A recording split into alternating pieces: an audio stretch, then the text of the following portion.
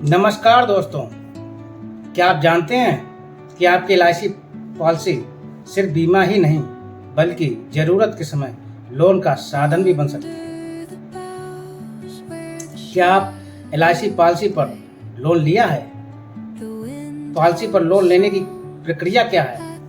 कितना लोन मिलेगा? ब्याज दर क्या होगी? क्या लोन चुकाने का कोई टेंशन है? पॉलिसी बंद तो नहीं हो जाएगी? क्या ऑनलाइन लोन लिया जा सकता है? अगर आपके मन में ऐसे सवाल हैं तो आज का वीडियो आपके लिए है। अंत तक जरूर देखें क्योंकि मैं बताने जा रहा हूँ LIC पर लोन लेने की पूरी प्रक्रिया, उसके फायदे, शर्तें और एक लाइव उदाहरण के साथ में। LIC पॉलिसी पर लोन क्या होता है?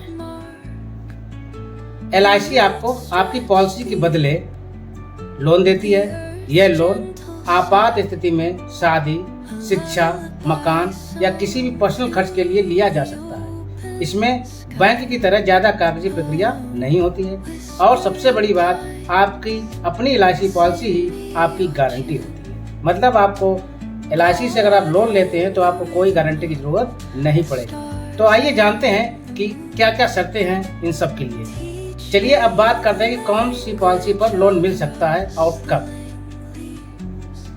आपकी पॉलिसी कम से कम 1 साल पुरानी हो। पॉलिसी में सरेंडर वैल्यू होनी चाहिए। टर्म इंश्योरेंस पर लोन नहीं मिलेगा। सिर्फ इंडोमेंट, मनी बैक और कुछ विशेष योजनाओं पर ही आपको लोन मिलेगा। पॉलिसी में किसी तरह का होल्ड या डिफॉल्ट नहीं होना चाहिए। अब बात यह है कि लोन लें कैसे। लोन लेने के दो तरीके हैं। नंबर 1, पहले तो आप ब्रांच से नज़दीकी LIC शाखा में जाएं और आपको कुछ कागज साथ में ले जाने पड़ेंगे, जैसे पॉलिसी बॉन्ड जो आपको मूल प्रति दी गई। जब आपने LIC पॉलिसी ली थी तो आपको एक बॉन्ड दिया गया था, वो साथ लेके जाना है। पहचान पत्र में अपना आधार कार्ड, पैन कार्ड, बैंक की पासबुक नहीं है तो कैंसिल चेक से भी आप काम कर सकते हैं। इसके लिए एक लोन एप्लीकेशन फॉर्म मिलेगा जो आपको शाखा मिलेगा या आपका एजेंट भी ला के दे सकता है। मैं आपको दिखा रहा हूँ, इस टाइप का ये फॉर्म होगा, ये आपको भरना पड़ेगा। फॉर्म नंबर है 5204। आप केवल ये कह सकते हैं कि मुझे लोन लेना है, इसके लिए फॉर्म चाहिए, आपको LIC ब्रांच से मिल जाएगा। इस पूरे फॉर्म को फिल करना पड़ेगा और इसके बाद 3 जगह साइन करना पड़ेगा। एक और यहाँ पर रसीद लगा के साइन करना पड़ेगा। इसके बाद एक साइन यहाँ पे होगा। इसके बाद में इसमें एक गारंटी होगी जो कि एक एजेंट करेगा, आपका करता है जिसने बीमा किया है, इस पर गारंटी करेगा।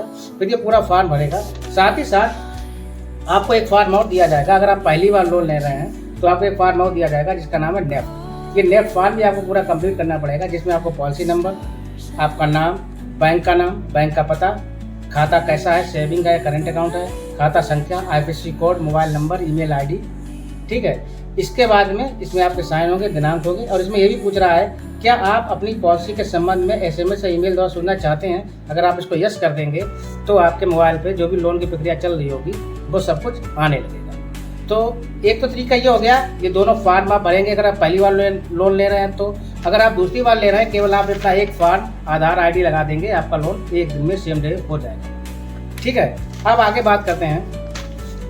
इसमें क्या होगा कि इसमें जैसे ही नेफ्ट बन जाएगा, पहले तो नेफ्ट बनेगा। नेफ्ट बनने के बाद में आपका लोन आपके अकाउंट में आ जाएगा, जिसमें 2 से 3 दिन का समय लग जाता है। लेकिन अगर आप दूसरी बार लोन ले रहे हैं तो आपको 1 से 2 दिन में केवल एक फॉर्म भरना पड़ेगा और आपका लोन हो जाएगा।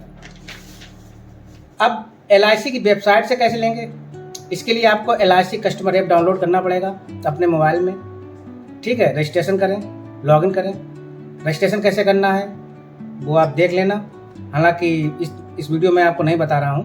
ठीक है, उसमें पॉलिसी नंबर डालें, लोन रिक्वेस्ट करें, एक डिटेल भरें, OTP आएगा, वेरिफिकेशन करें और आपका जो पैसा होगा सीधे आपके बैंक खाते में चला जाएगा। इसके बाद में समस्या ये है कि ठीक है मैंने लोन ले लिया, ऑफलाइन ले लिया या ऑनलाइन ले लिया, तो हमें कितना लोन मिलेगा और कितना ब्याज हमको देना पड़ेगा। अब बात करते हैं सबसे जरूरी चीज, ठीक है, कि कितना लोन मिलेगा और हमें ब्याज कितना देना पड़ेगा। इसके लिए अधिकतम जो हमारा जो लोन होता है वो 85 से 90% तक होता है सरेंडर वैल्यू का। आप सरेंडर वैल्यू निकलवाएंगे, आपकी मान लीजिए 50,000 रुपये सरेंडर वैल्यू निकल रही है तो उसका 85 से 90% तक आप अपना लोन ले सकते हैं। इस पर जो ब्याज दर रहेगी वो 9 से 10% के बीच में रहेगी, सरल ब्याज। ठीक है, और जो ब्याज होगा वो आपको हर 6 महीने में भरना होगा। ठीक, और लोन चुकाने की कोई सीमा नहीं है, आप जब चाहे तब चुका सकते हो। इसके लिए कोई आपके पास रिमाइंडर नहीं आएगा, कोई लेटर नहीं आएगा। आपके पास मिनिमम 50 रुपये से लेकर के जितने भी रुपए हैं, 100 रुपये, 200, 500 अपने ऑनलाइन मोबाइल से या बैंक शाखा में जाकर के जमा कर सकते हैं। कभी कभी क्या होगा कि मूल अमाउंट के साथ में आपको ब्याज भी देना पड़ेगा। लेकिन इन सब बातों के साथ में कुछ इसमें सावधानियां भी देखनी है और आपको इसमें क्या नुकसान है ये भी जानना जरूरी है। ब्याज समय से भरते रहें, क्योंकि अगर ब्याज समय से नहीं भरेंगे तो आगे चल के पॉलिसी आपकी लैप्स हो जाएगी। या ये भी हो सकता है बोनस आपको जो मिल रहा है वो आपको कम मिले, उसका लाभ कम हो। अगर आपने लोन लिया है और उसके बाद में बीमा धारक की मृत्यु हो जाती है तो उसके नॉमिनी को जो लोन का पैसा होगा वो काट के पूरा पेमेंट कर दिया जाएगा। मान लीजिए उसका 5 लाख का बीमा था, 5 लाख के बीमे पे उसका जो अमाउंट 6 लाख या 7 लाख रुपए बना है, इसके बाद में अगर उसने 1 लाख लोन ले रखा है तो वो लोन का पैसा काट के LIC उसका पूरा पैसा पेमेंट कर देगी। सीधी सी बात है दोस्तों, LIC पर लोन लेना एक सस्ता, सुरक्षित और सरल विकल्प है, खासकर तब जब आपको बैंक से फटाफट लोन नहीं मिल रहा। इसके लिए जल्दी प्रोसेस हो रही है। कोई गारंटर या सिक्योरिटी नहीं, गारंटर वही आपका LIC अभिकर्ता होता है जिससे आपने पॉलिसी ली। या अगर आपका अभिकर्ता काम नहीं कर रहा तो आपका कोई दूसरा अभिकर्ता, उससे भी अपनी सिक्योरिटी करवा सकते हैं। आपकी पॉलिसी चालू रहते हुए भी लोन संभव है, आपात स्थिति में फायदेमंद है। अगर आपको यह जानकारी उपयोगी लगी है तो वीडियो लाइक करें। LIC से जुड़ी और भी जानकारी चाहिए तो कमेंट करें और ऐसे ही फाइनेंशियल नॉलेज के लिए चैनल सब्सक्राइब जरूर करें। धन्यवाद। आपका आशीष कुमार शाह। अपनी LIC को सिर्फ बीमा न समझें, यह आपकी जिंदगी की फाइनेंशियल सुरक्षा है। धन्यवाद। जय हिंद दोस्तों।